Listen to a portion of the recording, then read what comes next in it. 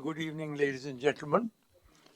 Welcome to what's going to be a very interesting diplomatic exercise today because we're working with seasoned diplomats, almost all of them. Let me say at the outset that Ambassador Sahai, who's written the book, has had himself a long and distinguished career in the Foreign Service. And I must say, I congratulate him for the first comprehensive study of cultural diplomacy. There have been lots of articles and pamphlets and all, but the meticulous manner in which he has gone through the entire gamut of challenges that face diplomatic uh, um, cultural diplomacy and how they can be met with a lot of very valuable insights and suggestions. I'm sure this is going to be the standard textbook for diplomatic cultural diplomacy for many, many years to come. And he has done an extraordinary job for anybody interested in this. My own experience with cultural diplomacy has been fairly extensive. It started when I became Minister for Tourism and Civil Aviation. 52 years ago, can you imagine, more than half a century ago, I came into the cabinet as Minister for Tourism and Civil Aviation. And tourism involved cultural tourism also, because our beautiful monuments and all the glories of our art and architecture, as well as our wildlife and our scenery and all, they were all part of the tourism promotion program. So cultural tourism, I realized, was an important aspect, and we got quite heavily involved in that at that time. And what we did in that, for example, Ashoka Hotel had come up. I remember Jawaharlal ji telling me when Ashoka Hotel was being built, don't make it just into a hotel, but make it into a cultural center. So we had that stage there. There was a Sardar, if you remember Jaspal, if anybody remembers him, he was the man who ran the show. And we introduced artists like Yamini Krishnamurti, for example, to Delhi there, Raja and Radha Reddy. We introduced both Kuchipudi and both Kuchipudi dancers. And it was a very powerful, at that particular moment in Delhi, it filled a gap because there was only Sapru House at that time where they had programs. So that was the tourism part. Then, of course, I got involved directly as president of the Indian Council for Cultural Relations for 9 years, and that, of course, directly deals with cultural diplomacy through a number of programs. And then for 8 years, I was on the UNESCO board as the Indian representative. There again, in UNESCO, culture plays a very important role. So cultural diplomacy is something with which I've been very closely involved. And I was therefore very happy when Ambassador Sahai said that he'd written this book and wanted a proper release ceremony, or a discussion rather, at this time. I used to say one thing which I don't know whether or not he is quoted. I used to say that diplomacy is like a Triveni. There's the classical political diplomacy, which is the Ganga, that is government to government. Then there's the economic diplomacy, which is now becoming increasingly important. That is the Yamuna, that is corporation to corporation. And then there's the cultural diplomacy, which is like the invisible Saraswati, without which the Triveni is not complete. And that is people to people. So you have classical government to government diplomacy, you have corporation to corporation diplomacy, you have people to people diplomacy. And that, I think, is what cultural diplomacy is all about. We have a very distinguished panel of discussants. There's Ambassador Veena Sikri, Ambassador Shashi Tripathi, Ambassador KP Fabian, and Shri Suhas Borker. So I'm going to call upon these people. First of all, I'm going to call upon the author to introduce his book, maybe 10 minutes or so, and then we'll go around and have a discussion and then see what we want to do later. Thank you, Dr. Karan Singh ji. First of all, I'd like to thank ISC for organizing this function.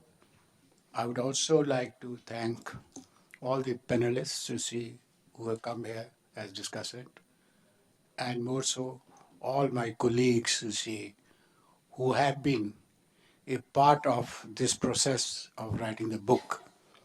And that is why I have dedicated the book to my parents and to my IFS colleagues. Because without their cooperation, without their understanding, you see, it would not have been possible for me to do justice.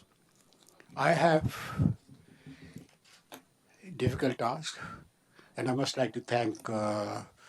Srivastava, who is here, Usha Munshi, who have taken a lot of pains to organize this function. It's an honor for me. We're living in an age of disruption, you see. So I think disruption is good sometimes, you see, to help you think and come to the right moment, you see. I would to start with, I would say that this book is exploration into the realm of Indian cultural diplomacy, which is highly celebrated, but not much has been written about it. We hear many other words like public diplomacy, soft power, but cultural diplomacy is not on the horizon. But in practice, I think it is very essential and the foundation, as far as I'm concerned, you see, of diplomacy. My interest in cultural diplomacy was ingrained as a child. See, I realized the importance of connectivity. To me, that's why the cultural diplomacy is about connectivity, how to connect, like Dr. Karan Singh said that, about people to people connectivity. And that is the essence of any diplomacy. If relationship has to be long lasting, it has to be built on people to people basis. The governments come and change, but it is the people you see who sustain it. It is also very important to see in this context to say that my first posting to Moscow, my first dinner by myself on 10th December 1964 was there. I was greeted by the orchestra, Mera Juta Hai Japani, Phir Bhi Dil Hai Hindustani. That made me realize that how important it is that I'm recognized, you see, as an Indian and the same thing. And the same thing happened at my last posting in Malaysia, where at the king's birthday, there used to be always, he liked the song at that time, was Kuch Kuch Hota Hai. You see, to me, I think it is very important. It is cultural diplomacy is not kuch kuch hota hai, but sab kuch hota hai. It is the foundation, it is the starting point, and like many authors have said that it is the first resort of kings. The famous American, you see, cultural diplomat, that it is the first, it is the basis on which it is built. And as Dr. Karan Singh has said, that it is the invisible part. In fact, sir, I quoted you quite extensively. I think I'll let you show the page and all the things. But I said that it is very important to see this invisible part. And I said that, you see, cultural diplomacy is latent, but it is very potent, you see, in the diplomatic structure. It's very important. It has a hierarchy.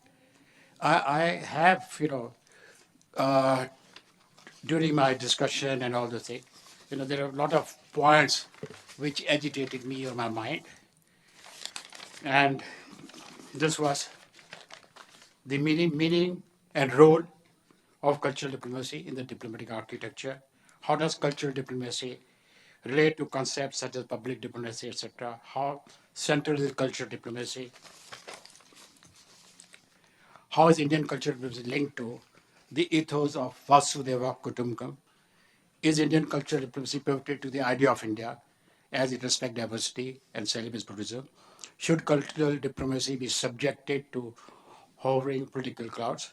Should India play the role of a spiritual guru by becoming a force for civilizational dialogue? I'm trying to answer some of these questions, and I think I should not, you see, say what I have said, because if then you won't read the book, you see. Yeah, I think I have to give it to you. But I can say that I've structured the book in 15 chapters, in two chapters in a different group. And then I have a final chapter, you see, at the end, you see. And there I talked about the way ahead. What is the way ahead, you see, for us? And here again, you see, I have tried to, you see, given in 5 clusters.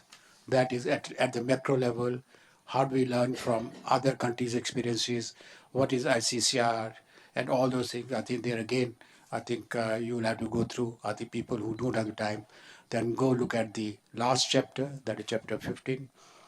People who want to understand about something about the theory, about the Indian cultural diplomacy should look at chapters 1 and 2. Who want to look at ICCR and all things. I think it has been an extensively done effort by me. At the same time, when I was writing the book, you see, I also learned a lot, you see, and I found that how ignorant I was. The more you look into it, the more there's a desire to learn and the more it is there to share. And here I would like to add to this. I think my book is kind of a complement to book by Anandita, I think, which was released about two days ago on culture conversations, you see, cross-culture conversations.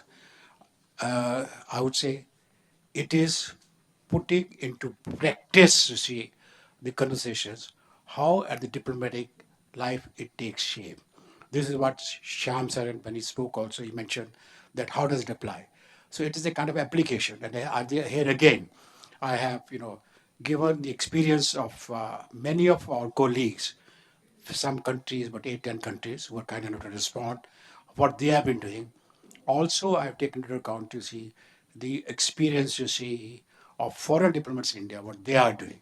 So it gives you a comparative study, and that also helps you learning, you see, what we can do that.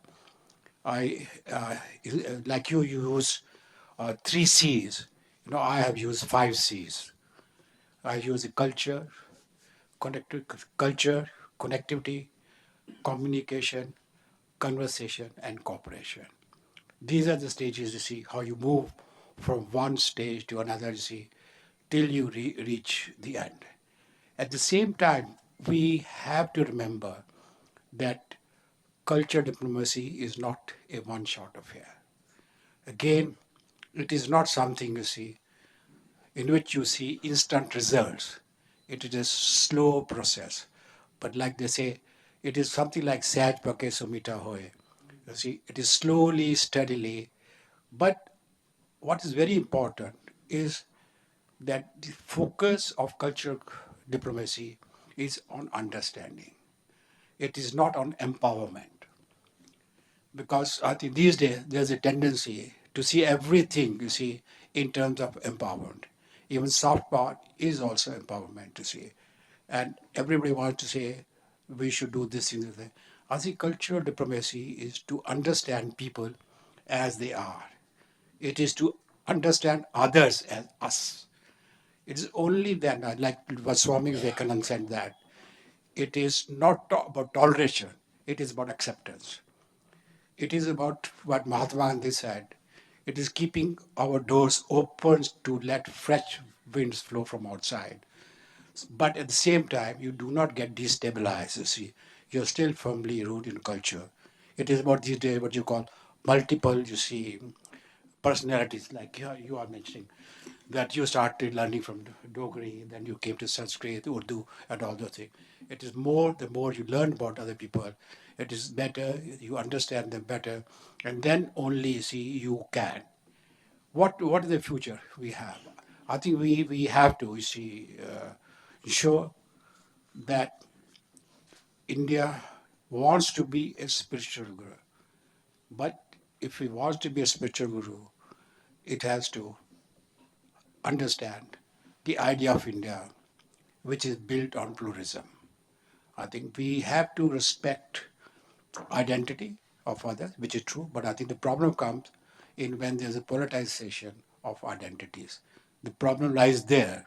The problem is not that we should not have our identity. We should all have identity. 1, 2, 3, 4, 5. It's up to us how we decide that. But it is ultimately that, you see, we have to ensure that we have the will to live together. And the more the world is getting dysfunctional, you see, more the globalization is under stress, there's a greater need for understanding. How can we do that? Can we put all the above into an action program that serves humanity at large in this globalized world? Cultural diplomacy should become a force for civilizational dialogue, with India taking an initiative for a global cultural dialogue. We may consider instituting an annual Swami Vivekananda lecture or civilizational dialogue to be held alternatively in India and abroad. Let culture diplomacy retain its pristine form as a connectivity bridge. As India imparts its spiritual hue by following and promoting its civilizational values of diversity and pluralism in this globalized world, allowing it to move to the genre of power would be self-defeating, as we would be eroding the whole concept of cultural diplomacy. Let us therefore celebrate Indian cultural diplomacy as it spreads the message of pluralism, pivoted to the idea of India in this globalized world, in keeping with its ethos of Vasudeva Kutumbakam. Thank you. I appear before you as a bridegroom, you see, and I brought two sarbalis and two sarbalas, you see, in the Punjabi, so that they can hold it. And I have the, like I've got Dr. Karan Singh ji, Tsar of Indian diplomacy, who is here, you see, who can steer us all through. While I'll be expecting the usual on this such occasions at the wedding to get bouquets, but I'm happy to face the challenges. In fact, I would welcome that, and you can put your dart. These days, it is quite normal, you see, to have. But I think whatever may do, I think ultimately it is better if the strike is sending arrows of love, friendship, and happiness, you see, not destroying other. Let's live in peace. Let's build trust with each other, and let us see that cultural diplomacy becomes India's anchor, even though India has not put cultural diplomacy in any practical form as such. We do not have a white paper, we do not have any discussion, thing like that. But I think it is good sometimes not put everything in a tight jacket, because that gives you the flexibility to work and do things in a manner, you see, and change and adapt. Again, as I said, cultural diplomacy is not one short affair. It is not a one size fit. So you have to adapt and change and see that we live in peaceful and happy atmosphere. Thank you very much. Thank you, Ambassador. And this is interesting introductory remarks. I'll call upon Professor Veena Sikri, Professor and Ambassador, and of course, former Director General of ICCR. That is before I became President. And she's Vice Chairman of the South Asia Foundation and has had a very distinguished career in the Foreign Service. Thank you, Chairperson. Thank you, Pami, for doing this wonderful book, and congratulations on the publication of this book. It has been quite fascinating to go through the book, and it's tremendously to see how you've put together all this information about what India has been doing, about what other countries have been doing, and collating all this information and putting it across in the context of cultural diplomacy. Well, you have looked at cultural diplomacy as is encompassed in the subtitle of your book, Celebrating Pluralism in a Globalized World. And certainly, pluralism is a hallmark of India's history. But actually, what I'd like to look at, and this is what I really came to appreciate the most when I was DG ICCR for 4 years, but way back in 89 to 92, I look at cultural diplomacy in the context of a critical tool in achieving India's foreign policy objectives. So this is actually the context, I think, that is for us in the Foreign Service and MEA, those who are looking at different aspects of India's foreign policy. I think this is a vital tool. And this is a tool which you don't use this, you cannot achieve your aims in any other aspect of foreign policy. This is a catalyst. You use it to bring it forward and achieve your aims in different aspects of foreign policy. And I think that apart from the 4 years that I was DG ICCR, much more recently in 2016, the government actually, or ICCR and the government together, MEA, decided to set up a committee on India's soft power projection. And I was chair of that committee, and there were 3 other members in the committee. We wrote a report, a detailed report, which was submitted at the end of 2016. And that was titled India's Soft Power Projection Through Cultural Diplomacy. So one context is your soft power. What is it that you are trying to project? That is essentially your soft power.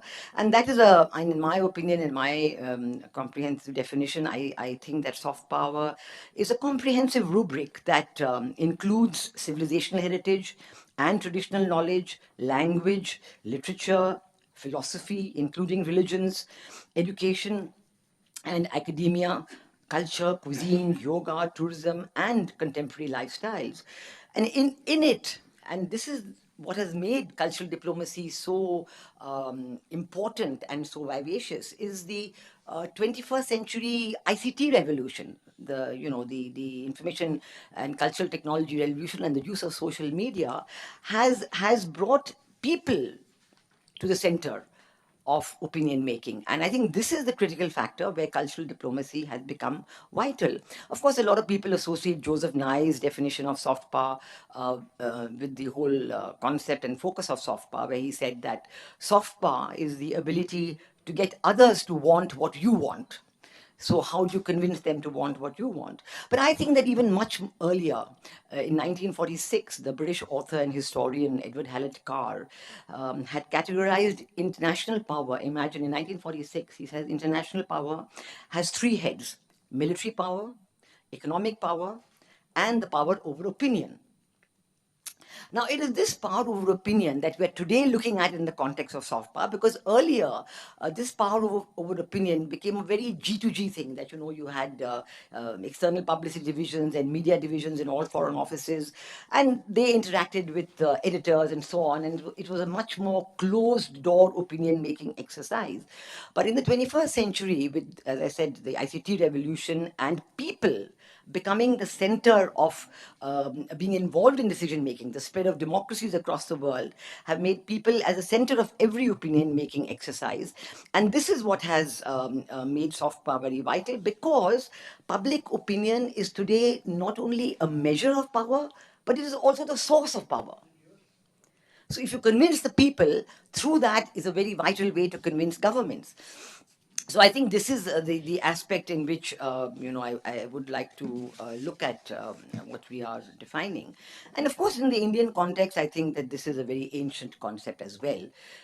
If you look at the Arthashastra, and there's a very good translation of the Arthashastra done by one of our colleagues, L.N. Rangarajan, and in that he has in fact said, more than 2,000 years ago, that the welfare of the state depends on an active foreign policy.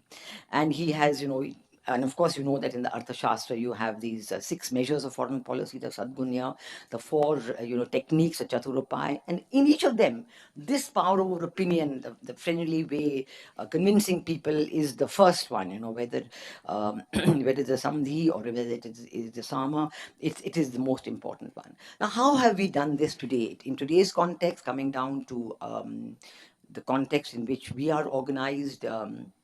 Today, I think that the Ministry of External Affairs is the core of cultural diplomacy, because Ministry of External Affairs is the connect to the foreign world in terms of policy making. And in the Ministry of External Affairs, certainly it is the Indian Council for Cultural Relations, which is the nodal agency in this regard. But has it been adequately empowered to spread foreign policy? First of all, adequately empowered within India to coordinate with all the other agencies, whether it is the Ministry of Culture or the Sahitya Academy, the Sangeet Natak Academy, the Lal Kala Academy, whether it has that power, but those other organizations will accept this coordinating role that ICCR should have. We saw, for example, even in the beginning when the Festivals of India process began, there was huge tussle between ICCR and the Ministries of Culture, and each one not willing to give in. Then there is the question of the missions abroad. The missions abroad are the first call of anybody who wants to know about India. Um, are the missions abroad organized to project soft power, to conduct cultural diplomacy? And of course, today you have a huge difference. There are cultural centers in many missions abroad, almost all, and these have become centers of cultural diplomacy projection. But how are they organized? For example, when we were traveling, I wrote this report on soft power projection through cultural diplomacy. One of the problems is that the missions are all very active. Cultural activities is a very central part of the mission, but is it being done to a plan? Is it being done to a vision as to what is it for that country? There's no one size fits all in cultural diplomacy, because in each country there's a different group of people, a different interest in India. But even so, even for yoga in different countries is different. So in some countries there's a very serious academic interest among the universities and departments of philosophy, departments of physical education, and those faculties in knowing more about yoga. In others it is seen, largely as a well-being exercise, but even so it has received very high prominence. So this whole aspect of what role the Indian missions, the cultural centers should play in the projection of yoga, what kind of equipment you need, personnel, highly qualified personnel, the interaction with universities. Should you do it in a passive way, you wait for people to come to you in the cultural center? Should you have an outreach program which reaches out to universities and academic institutions and those interested in philosophy? So these are very, very detailed aspects that I touched upon in the report, and also coordination within the mission. I mean, in cultural centers, one of the biggest problems we found that, as I've just defined cultural diplomacy or soft power, there is a huge rubric. Some people are interested in education, some people are interested in culture, some people would be interested in coming to study in India. So when they come to a cultural center, can it be a one window approach?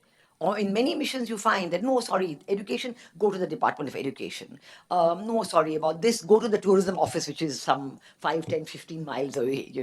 So that creates a lot of disappointment among the people coming to the Indian missions. These are very, very practical aspects of soft power projection that we found, which need a very centralized approach. And certainly, I think that a coordinated policy on this regard from the Ministry of External Affairs is vital.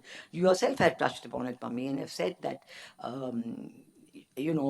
fact is that cultural diplomacy is a strategic asset, but has the Ministry of External Affairs recognized it and incorporated it as a strategic asset together with others, whether it is commerce or economics or military or security or political? This has to be one of the assets right there. For example, then, you have people who want to come and study in India. When we did our report on soft power projection through cultural diplomacy, we chose three aspects for in-depth study. One was the activities of Indian cultural centers abroad. The second was chairs of Indian studies in foreign universities. Now, this is vital. You have to reach the younger generation. People who are 30, 40, 50 today, their minds are largely made up. But what is happening in the universities? Are you reaching out to young minds? What is being taught about India in foreign universities? You must realize that unless a student has imbibed India in some form in his education may be in management, it may be in history or science or diplomacy. Has he imbibed enough about India? I was very surprised to find, for example, when we went to Russia as part of this visit, that despite the decades of friendship between India and Russia, former Soviet Union, there is hardly a university throughout the length and breadth of Russia that has India on its curriculum. So nothing is being taught about India, whether it is the business environment or any other environment. So this is the point. That's why we chose this, reaching out to young minds, chairs of Indian studies in foreign universities. How should they be done? How should they be incorporated? And the third aspect we looked at was foreign students coming to India to study. This is a hugely active program. ICCR has been doing it for decades, and it is absolutely, there's a great deal of interest. But this process, how is it being managed by ICCR? Today, I'm glad to say there's a portal, and there's the e-portal methodology is being used, and it's much better. But in many places we went to, there were huge amount of complaints. I mean, somebody, a young student in South Africa, came to us and said that, I want to study dance in India. I want to study Bharatnatyam. I applied to ICCR, and I got a letter saying I've been admitted to MBA. So she said, I mean, MBA is a great degree, and studying in India for MBA is wonderful, but I want to study dance. So this kind of very active, looking at this, these young students who come and study in India, when they go back, they are your ambassadors, because they recall and spread the good news about, or the good experiences they have had to all their friends. They talk about India in a warm way. So the mission should certainly keep in touch with those people who have come back from studying in India. And this is absolutely vital. Then there's the role of the Indian diaspora, which is absolutely, which has been incorporated, as we've seen that Prime Minister Modi has been very dynamic in using the Indian diaspora as the first step of India's diplomacy wherever he goes, and very successfully at that. And I would say that one vital aspect of the Indian diaspora is to reach out to the younger generation of the Indian diaspora, because the parents have gone, first generation, second generation, still they are all very interested in India, and they're very proud and happy that now they are fully involved and find themselves as key figures, because in many countries, as you know, Indian diaspora is very well equipped. But the younger generation, their children, they hardly come to India, they don't know much about India. So we have to incorporate all this for spreading the message about the idea of India and brand India through all these methodologies. This certainly needs a coordinated approach, and only the Ministry of External Affairs can give that. But they have to first recognize and incorporate cultural diplomacy as a strategic asset of India's foreign policy. And then a lot of things will follow, because the allocation of business rules will come into play, the right work will be divided in a proper way, the coordinating role will be given to ICCR, and so we can have a good result. I certainly hope that your book will be a very important first step in getting people to think about this, because I certainly know that reports like the one I wrote are put on the shelf and really not implemented. They don't let me. Do you know, when I was doing the report, there was the first report done 30 years ago where Kamlesh Kumar had been involved, but they didn't let me see it even now, after 30 years, something like that. So thank you very much. These are a few of my initial comments. Thank you, Veena. Some very useful comments. I'll keep commenting on what each one says, because one thing, to answer your question, ICCR is not adequately empowered. There's no doubt about it. It is in fact under-financed, under-empowered. Not only that, but the great bane of Indian administration is the lack of coordination between various ministries. And there's a fierce tussle. I might reveal the secrets, a fierce tussle between the ICCR and the Department of Tourism and the MEA as who is responsible for these. We were supposed to be the nodal agency. But then everybody says, no, this is, we are doing this, we've been doing this for so many years. So the government of India itself is confused and unclear as to how to use this tremendous power of cultural diplomacy. And if they are able to get, as Veena rightly says, if they are able to get their act together, it can become a much more powerful instrument than it is at present. And also, I'd like to say that this question of student exchanges is vital, because we have thousands of scholarships, but they have to be properly organized. Sometimes we have problems, particularly with African students, as you perhaps read occasionally.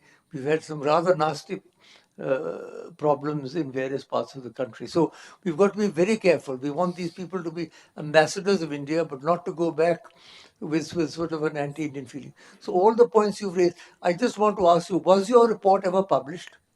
Or was it placed in Parliament? I don't believe it was. No, sir. Actually, there was a question. It was asked to be placed in Parliament, but then ICCR decided to just send a summary. They made their own summary. I have not seen it, and they gave it to the Standing Committee of the Ministry of Typical. External Affairs in Parliament. So it has not been published, as has not been even the earlier report. So this is a very sad aspect. That is typical of the government of India, I'm afraid.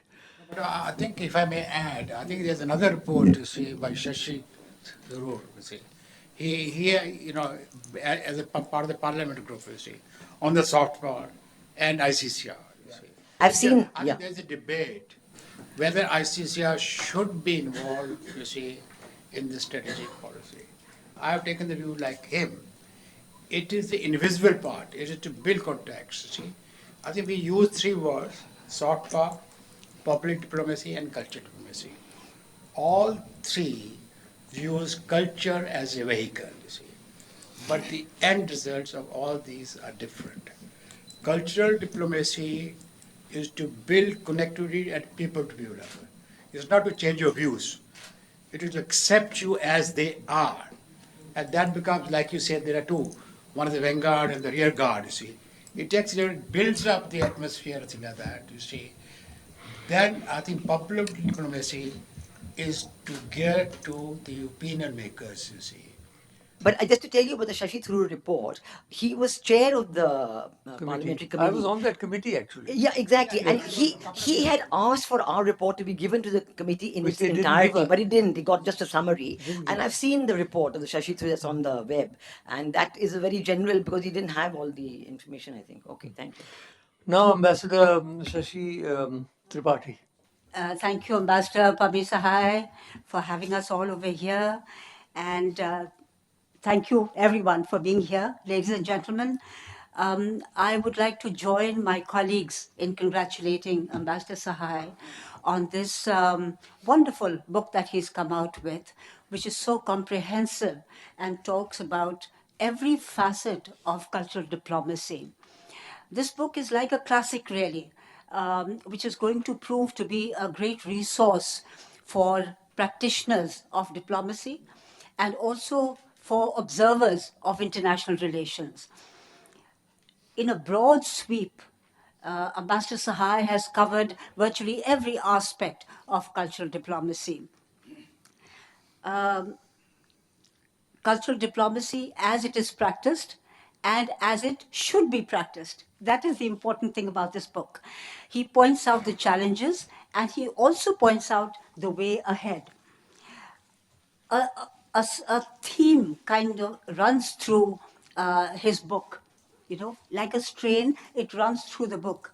And that is the role of cultural diplomacy. And he has described it properly as the objective of cultural diplomacy being to build bridges of understanding through connectivity. In other words, to make friends and influence people. But talking about bridges, I wonder, some of you may have seen this news item which came some time ago of a bridge that was built near the Jawaharlal Nehru Stadium and which was stolen plank by plank. So I want to give you an example of a cultural bridge that could have been one of the showpieces of how cultural diplomacy works and creates understanding between two countries, and those two countries being India and Canada, and how that went awry. I'm talking about the Indo-Canadian Shastri Institute, and I'm sure the chairman has heard about it, and so Ambassador Fabian may have heard about it too. Now, this institute, Indo-Canadian Shastri Institute, was set up in 1968. The role and the objective of this institute being, oh, you must, Neeraj, you know too. The role was to create a better understanding of India in Canada. Those were the days when the rest of the world was unaware or ignorant of India, its culture, its great civilization, and what it was trying to do in the country. So this vehicle was a cultural vehicle which was supposed to create greater understanding. Universities of Canada were supposed to become members of this institute, and India was to supply books and magazines to these universities so that dissemination of knowledge about India could be done. Slowly, a number of Canadian universities and institutes did become members of this organization. But you know, when I went to Canada in 2002, I would have thought that this would have flourished. On the contrary, I traveled through the length and breadth of Canada, and I found to my horror that in every university, which was supposed to be a member of the Shastri Institute, neither the faculty nor the students had heard of the Shastri Institute, let alone accessed the books and magazines which were sent over there.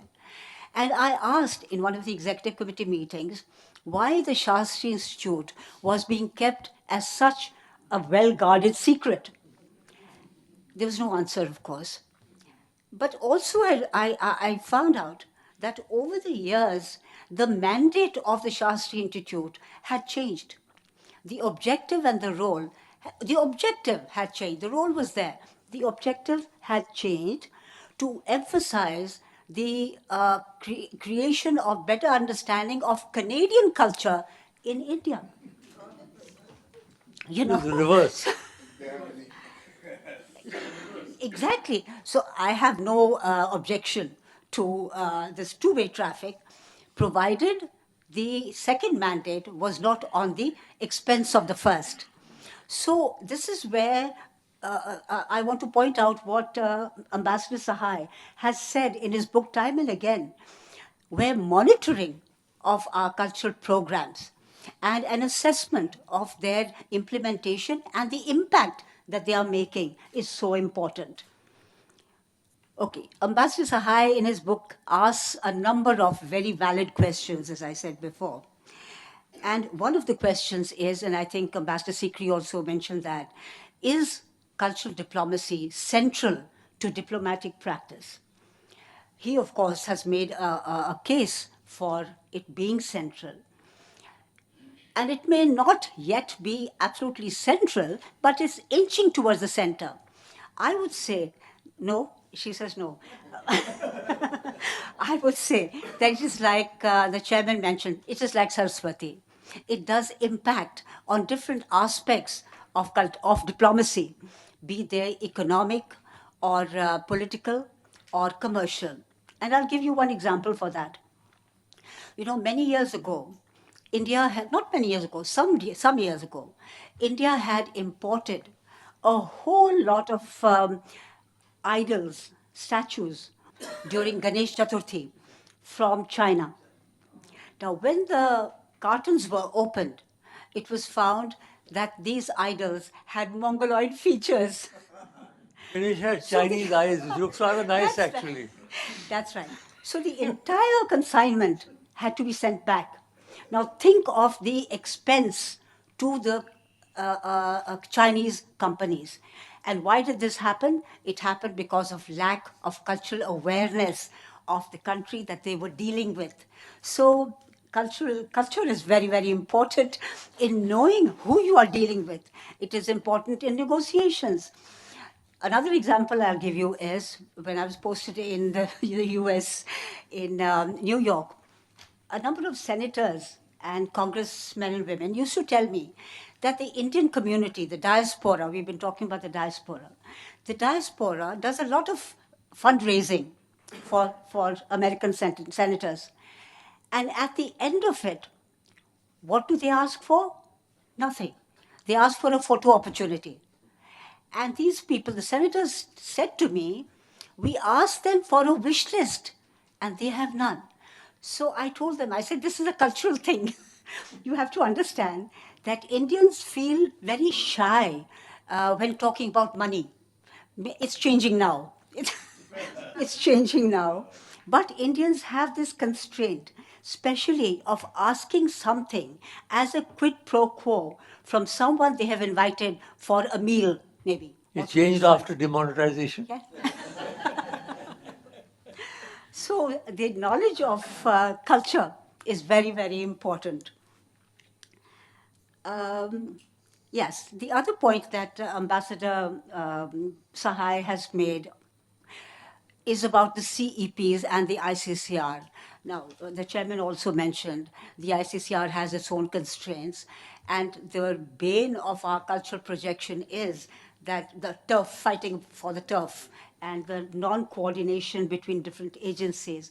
They're doing good enough work. But I just want to mention one thing about the CEPs, the cultural exchange programs. As Ambassador Sahai points out, the good thing about these is that they do not follow a set template.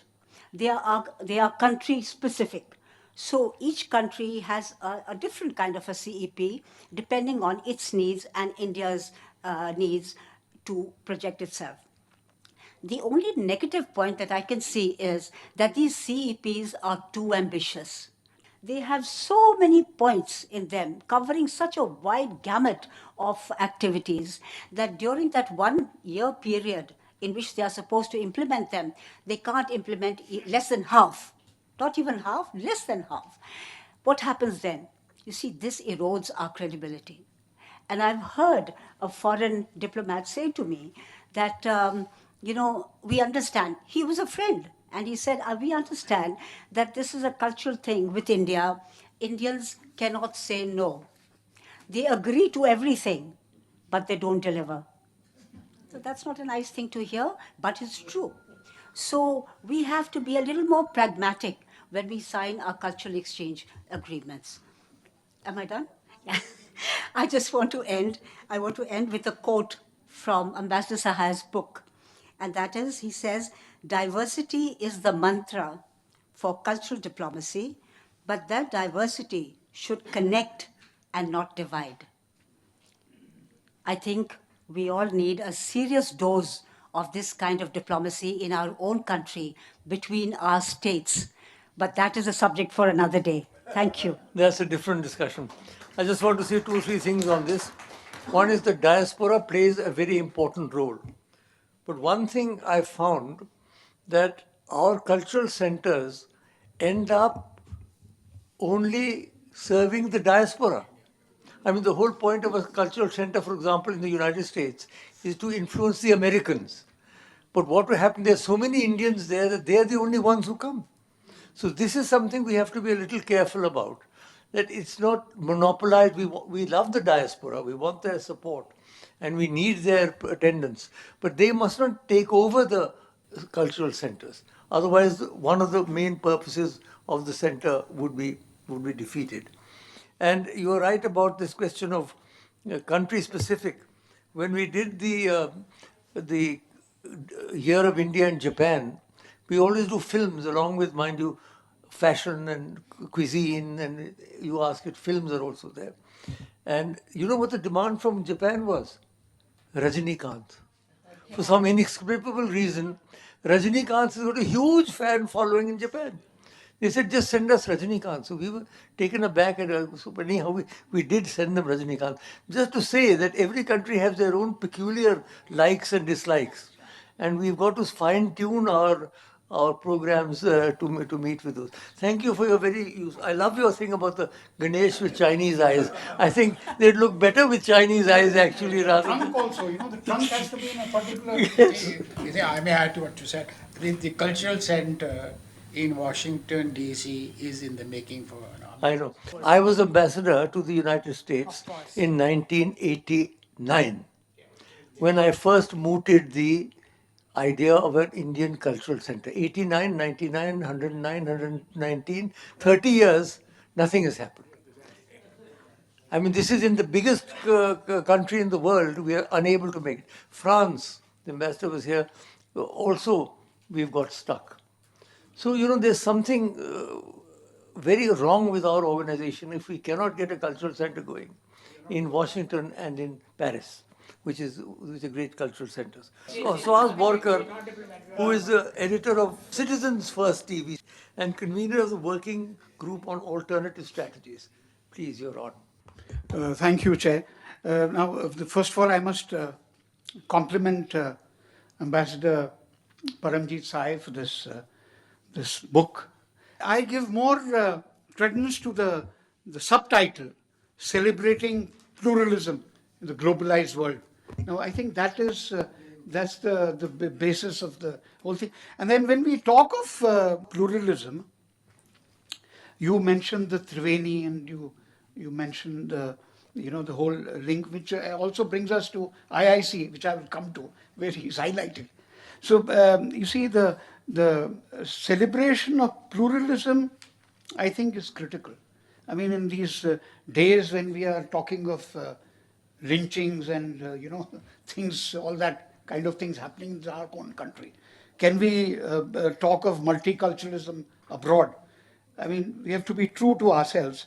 But I go back to 1998 when you were in Kuala Lumpur and you hosted me and you got me Mahathir's interview for a first MEA sponsored political film on the history of the non-aligned movement, which was to be screened at Durban in 1998, though the government had changed by then. But Vajpayee took me along to Durban and we showed the film. It was shown on SABC, South African Broadcasting Corporation, prime time. But what I'm saying is, I saw his cultural diplomacy. Mahathir, I had a single camera, and I don't know what power you had on him. He volunteered his shoulder to take the shots of me after that, questioning him. You know, I mean, I've never seen this kind of rapport you had with Mahathir, and this was this. So I link up this book to that day when I saw you operate as the High Commissioner with such close links to a very difficult Prime Minister. Uh, uh, but that be the now I just pick on. I mean, I'm going to now be talking outside the box. I mean, this is a diplomatic box, but I don't know how you chose me to be in it. So I'm talking out of it. In the culture diplomacy. We want other views. Yes. So I will now go to a meeting last month, and this was at the Indian Council of World Affairs at Sapru House, as I was making my second short film on the Indian Council of World Affairs. At one meeting, I heard the Nigerian High Commissioner. Now, he's a retired Lieutenant General of the Nigerian Army, and he talks about Indian insularity. Now, I think this is what we have been talking about. This is, I think, very critical. What he says, he said, you have 1,000 African students studying in India. But have you ever heard of an African student being invited to spend a weekend in an Indian home to live with the family? It just doesn't happen. And then he goes on, says, I recall when I was at the Royal Military Academy at Sandhurst in 1976. In his very first term, he says, he was sent to Scotland to stay with a British family. And they welcomed him with open arms. Now, what the High Commissioner says about Indian insularity is very hard-hitting, and we must keep that in the background of when we go ahead and talk about cultural diplomacy. The second thing which I want to mention is, you see, can you think of being a cultural, I wouldn't like to use the word power, but a cultural platform for the Indian civilization without having your own global media platform? Now, during the UPA 2, we had a Prasar Bharati expert committee appointed. I was on a subgroup dealing with government and Prasar Bharati relations, how the relations should pan out. And that committee recommended creating a new global platform that treats international broadcasters like BBC, CNN, and CCTV. CCTV is the Chinese television, as competitors, benchmarking them on quality and reach, and project the national view rather than the narrow official viewpoint. The question comes in, must the world's largest democracy be a passive recipient of images beamed by CNN, BBC, Reuters, and Associated Press? How long would India take to get out of the colonial information grid? The Western media focuses on matters that are important to the West, and this helps the Western governments to impose their political and economic agendas on developing countries. India too does not buck this trend. Cannot we take a page out of China and Russia, which have now begun individually to counter the media monopoly of the West?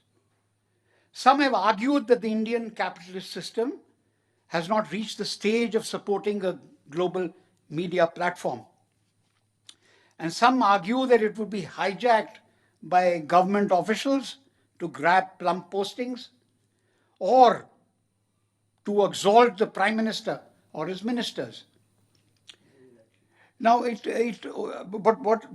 but some of us who are media practitioners feel that if it would work if it tells it like it is, tells it as like it is, and creates a credible space for itself.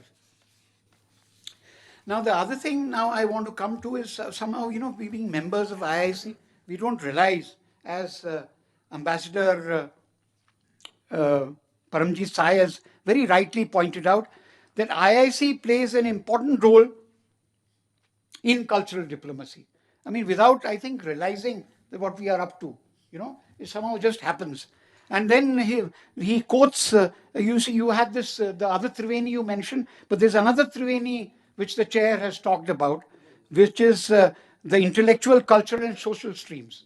So that's another Triveni which has to play and plays here, but somehow we still don't realize, what we are going and doing about it. So this thing, I mean, I think this is the first time that IIC has been brought in academic terms in a book dealing with cultural diplomacy. So hats off to you for this. But I think we need a lot of introspection on how this is on page 184, how we need to push this. The other thing which I want to touch upon is, my speakers before me have mentioned about these chairs abroad, but I want to take up, I have studied this case study, quite deeply. I've talked to the professors at JNU. We have a chair called the Nelson Mandela Chair at JNU, which is funded by the ICCR. You see, now how this began. There was a chair earlier in the name of Nkrumah, which was discontinued after about 8 years. And then this Mandela chair was brought in 1992. Then in 1998, it all starts off.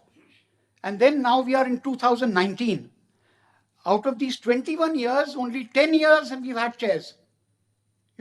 Because there's a big problem there.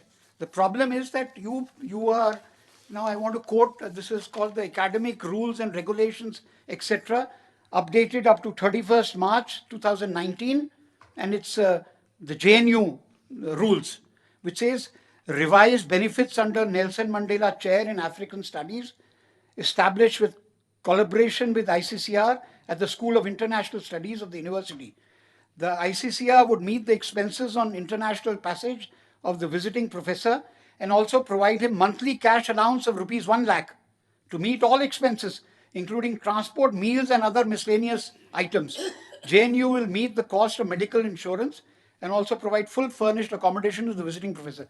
These guys come for 3 months, 4 months and run away. Because, the other faculty members whom they are working with are getting double what they are getting. They feel humiliated. And you can't pick up 1992, the base, and then give them 1 lakh. They can't do it. And you're attracting the top guys who just, and then the word spreads. So now, out of these 21 years, this is Mandela's chair.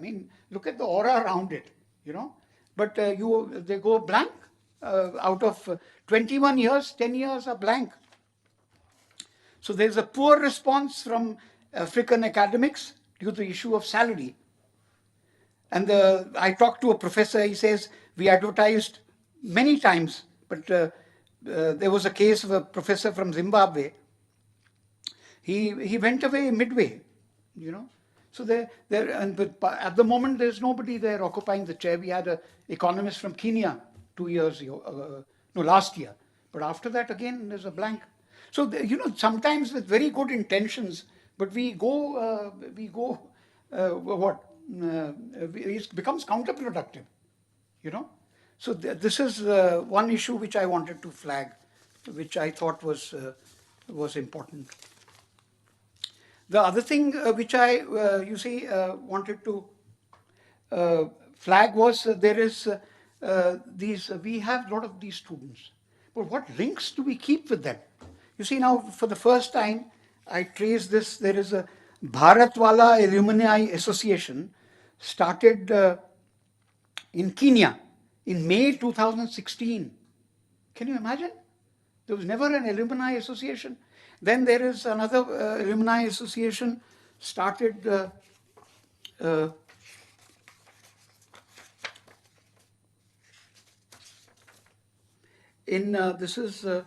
started in Hungary. The Cultural Center at Budapest organized the ICCR Day in 18 November 2014. On this day, Ambassador Malay Mishra launched the India Alumni Association for Hungary. Now, I mean, are we to wake up after 70 years in doing this? I mean, you know, I was on the executive of the committee of the Indian Institute of Mass Communication.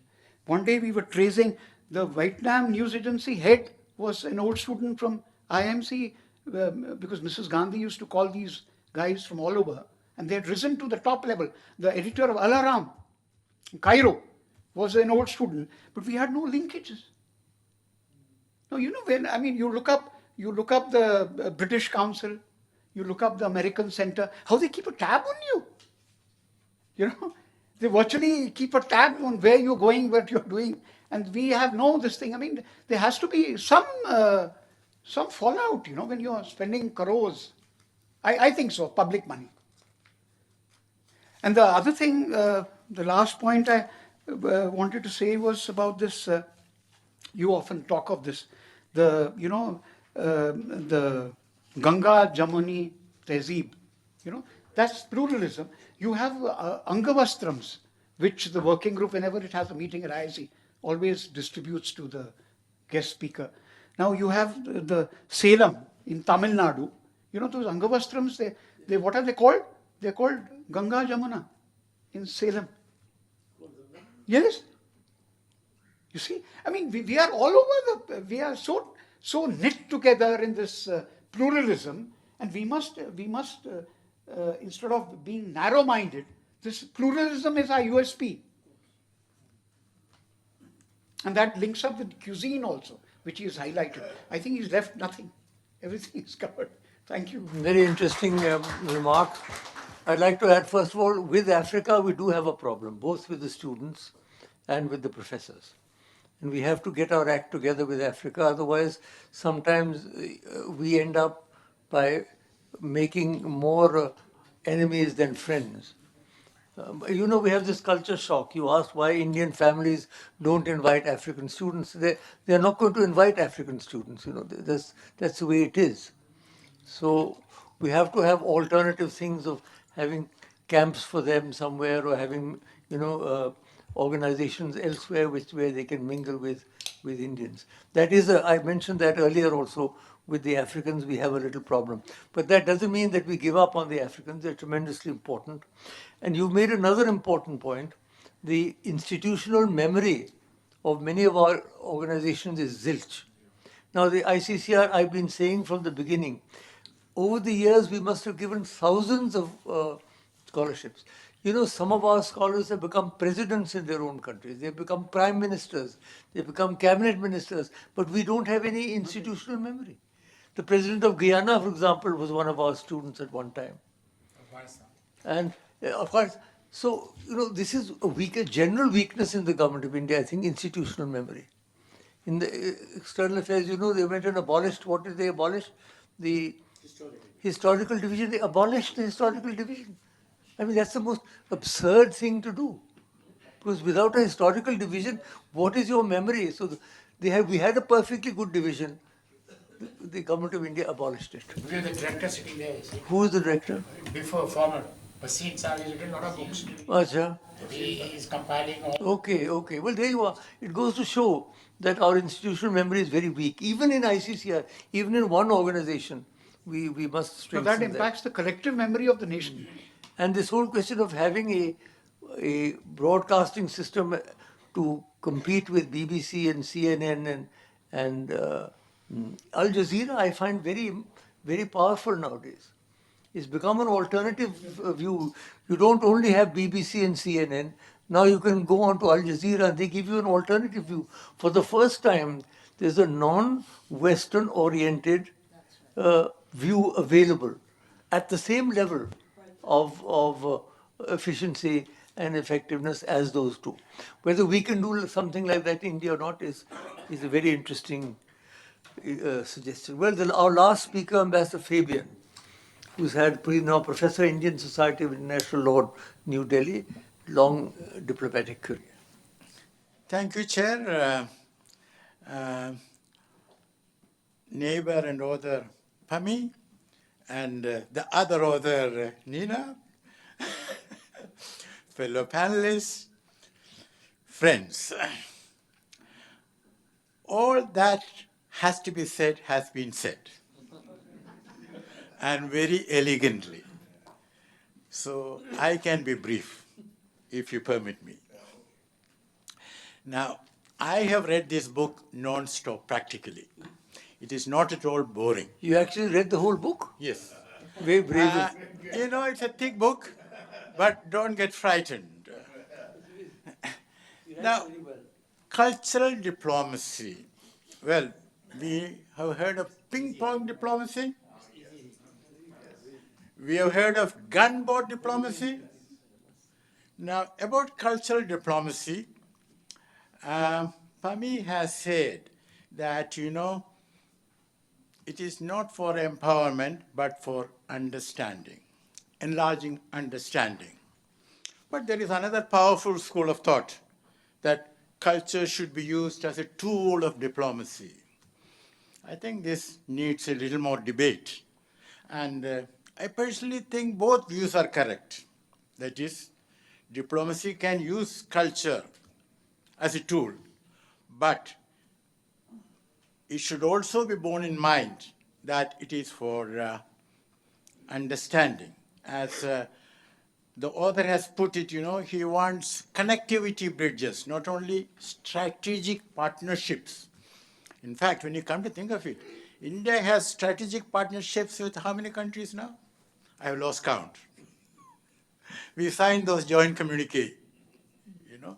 So I think there is a point there, but there is no real contradiction, but it's good that you have emphasized that.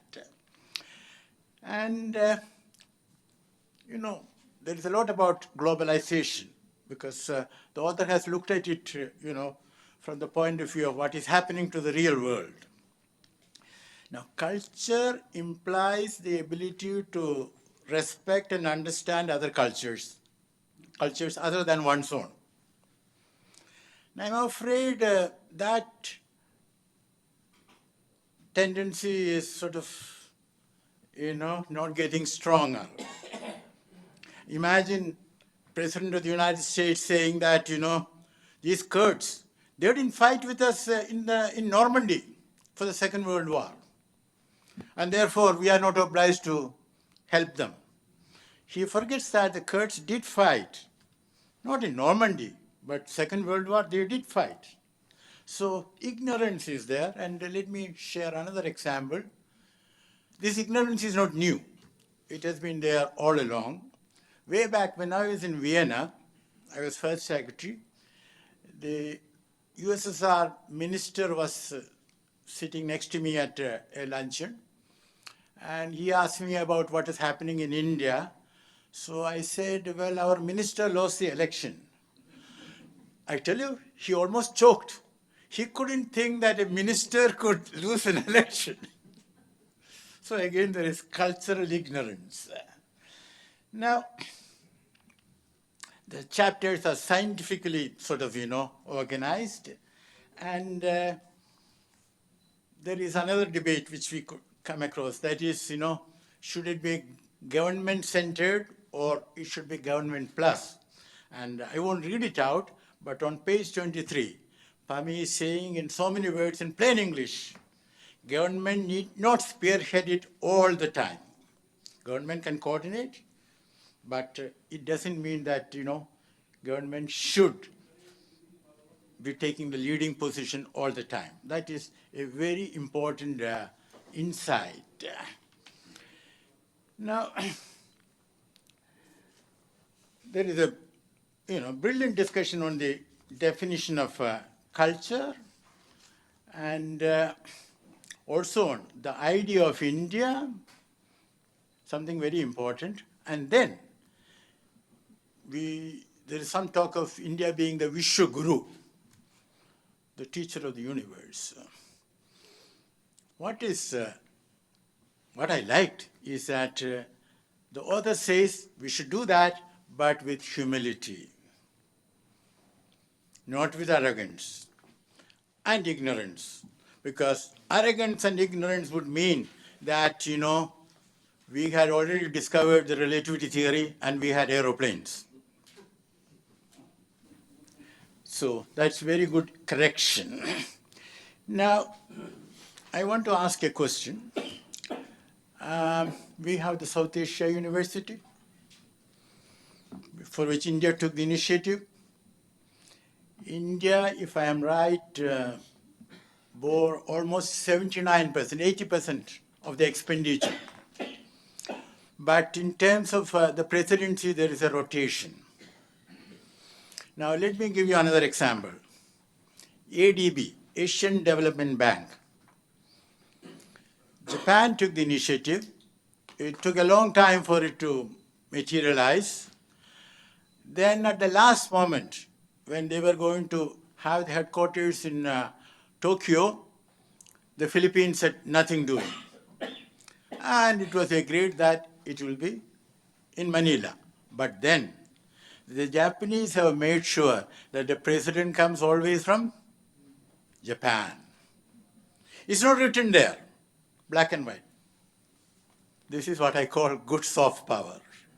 Now, in the case of the South Asia University, well, it rotates, and when it rotates, and I won't mention that one member state did not have anyone qualified to be the president, and they asked the Indian president to continue, which is all good.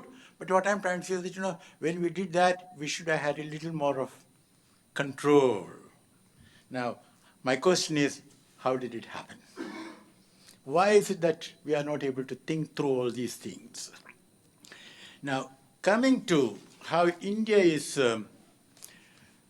depicted or seen in the rest of the world, we have a lot of work to do. And when I was in Finland, I found that the school textbooks, India was the land of the snake charmers and all that. So what we did was that, we got incidentally, in Finland, the government has nothing to do with the writing of textbooks. There is an association of non-fiction writers, and they write the textbooks. Government has no say in the matter. So we got in touch with this association, called them for cocktails, talked to them about India. So they said they wanted to go to India. They paid for it themselves, but we made sure that, they were looked after here. And then they invited our, textbook writers and others to Finland. And then, it worked. Did they meet any snake charmers when they were here? Fun. Did they meet any snake charmers? They were asking for, but they couldn't find, Now, yeah. Now, just one or two very brief observations. Shashi mentioned about Shastri Institute. Yes, it's a pity that, the direction changed. But, it was Canadian money. That is, the money came from the wheat which they supplied to us long time ago. It was Canadian money which was put into establishing this institute. And one more thing. The Indo-Canadians, or what shall we call them? Indo-Canadians, correct, yeah. The Indo-Canadians, well, more they were more Canadian than Indians. So that was another problem. So, but it's important what you mentioned. Now, Vasudevaika Kudumbakam, that's what you ended your first intervention with. I want to ask you a question. The way we have been behaving recently, does it sort of correspond with that ideal? I'll just mention only one word, the Rohingyas. Now, about our signing agreements and not being able to. 1997, we were celebrating the 50th anniversary. Bologna University, the oldest in Europe, older than Oxford and Cambridge. Romela Thapar and others, they had invited. And they told me they had signed an agreement with JNU, but then nothing was moving. So all that I would suggest is that, let us first make a study of all the agreements which you have signed and not implemented before we sign more agreements. Because nowadays there is a craze to sign agreement after agreement. And another thing is that there is a World Sanskrit Conference which gets organized from time to time. At least when I was in Finland, I got no support when it was going to be organized. We might check into it, because China is very active. And in the West, China studies are gaining more momentum, sort of thing, So, Pami, you have done a great thing. This will be read not only by the Indian diplomats, but by the general public and all those who want to know about India and India's culture. And I'm sure the foreign missions will be reading it very carefully. And my compliments. Thank you. It should be, in fact, essential reading for anybody who wants to become a member of the Foreign Service, because I think it's a very important aspect which has been written up.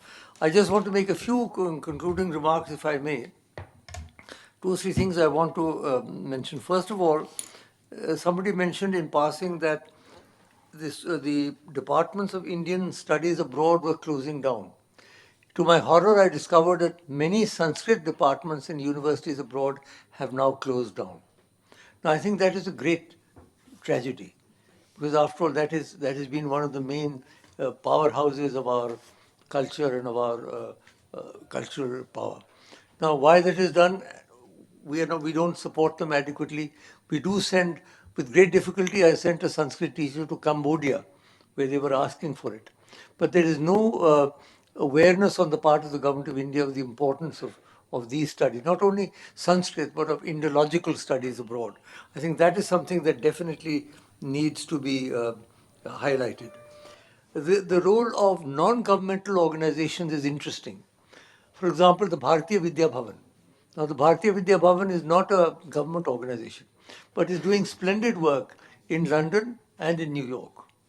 And even some of the other missions, although they may be denominational, but the Ramakrishna mission or the Chinmaya mission or the various other missions that are there, or even ISKCON and others, some of them are denominational, but some of them also help in promoting some of India's culture and some of India's cultural traditions.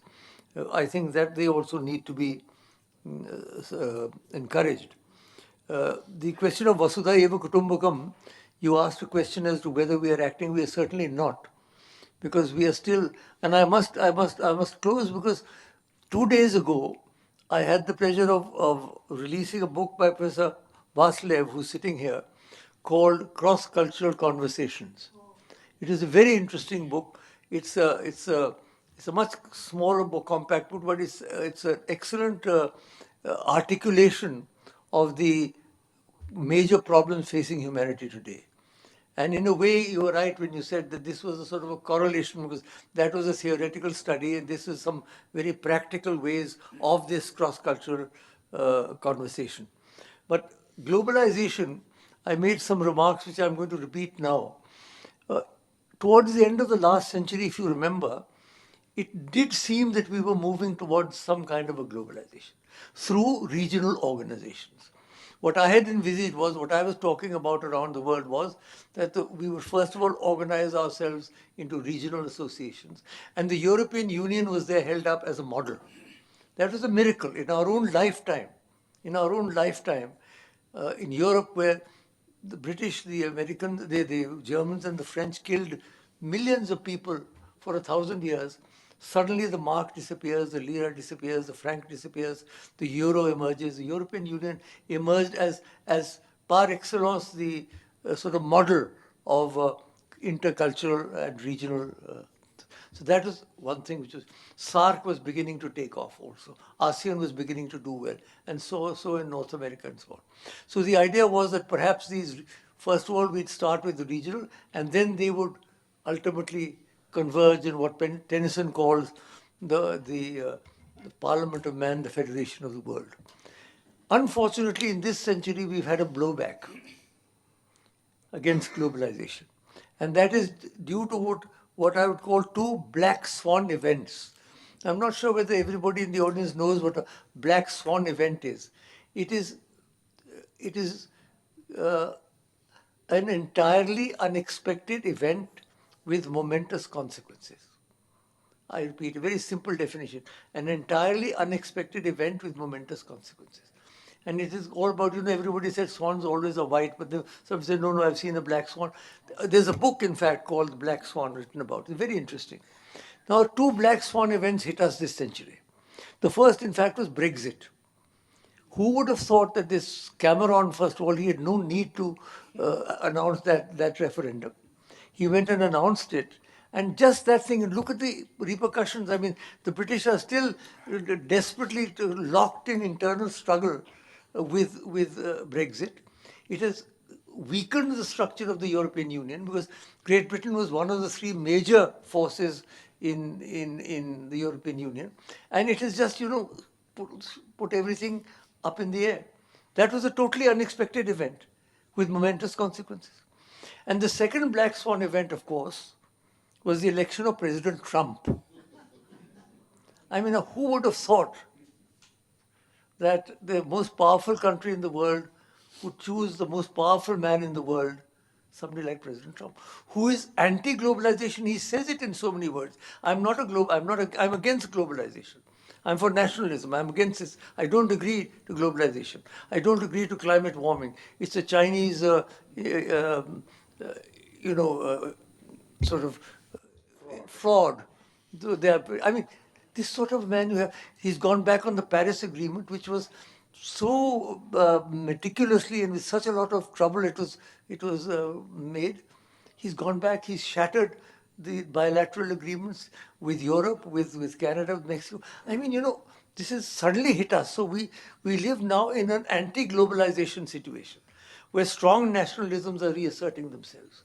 Whether it's America, whether it is China, whether it is the Soviet Union, whether it is Turkey, whether it is India. All these countries now, you find, are far from being global oriented. They're becoming very much inward looking. Now, that's a very interesting development which we have to take cognizance of. So, although we were all hoping for a globalized world, we have, but I want to end by saying this. It is only culture that can overcome these blowbacks. Because culture is something which cuts across. When somebody sees a Bharatanatyam performance, for example, in our cultural center in China, they're just blown away. It doesn't matter whether it's Indian or whether it is where it comes from. So the thing is that if we can develop, all the more reason why we have to develop our cultural diplomacy is because the world is beginning to become anti-globalized. So as a counteraction or counter reaction to that, I think we should do that, and that's where both cross-cultural conversations and cultural diplomacy become so very important. So I thank you all. Thank you. I'd like to take this opportunity to thank Dr. Karan Singh, IIC, and the panelists. And I think we take a small photograph with all of us holding book.